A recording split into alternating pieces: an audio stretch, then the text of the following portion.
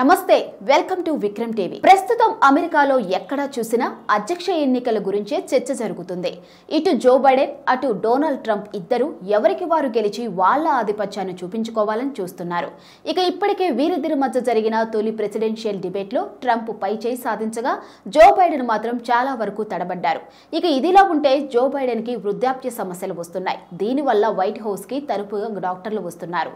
దాంతో ఆరోగ్యం బాగలేని Biden elections నుంచి తప్పుకొని రెస్ట్ తీసుకుంటే మంచిదని ప్రతిపక్ష నేతలతో పాటు తన సొంత పార్టీ నేతలు కూడా భారీ డిమాండ్లు చేస్తున్నారు.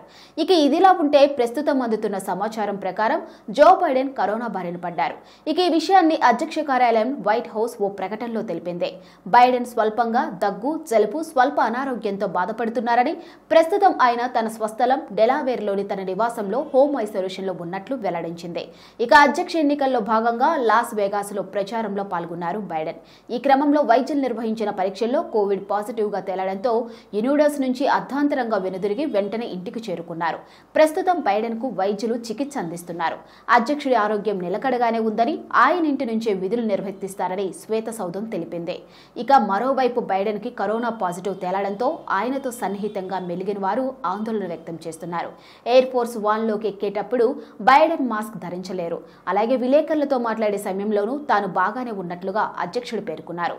ఇక ఇప్పటికే అధ్యక్ష రేసు నుంచి తప్పుకోవాలనే డిమాండ్లు వస్తున్న వేళ రీసెంట్ గా జో బైడెన్ మీడియాతో మాట్లాడుతూ కీలక వ్యాఖ్యలు చేశారు. తీవ్రమైన అనారోగ్య సమస్యలు తలెత్తితే తాను అధ్యక్ష బరిలోంచి తప్పుకోవడంపై ఆలోచిస్తానని తెలిపారు. ఈ వ్యాఖ్యలు చేసిన కొన్ని గంటల్లోనే బైడెన్ కరోనా బారిన పడటం అమెరికన్ రాజకీయాల్లో చర్చనీయాంశమైంది. ఇక ఇప్పుడు బైడెన్ ఏమి చేయాలి అనే విషయం మీద ఎటూ తేల్చుకోలేకపోతున్నట్టుగా తెలుస్తుంది.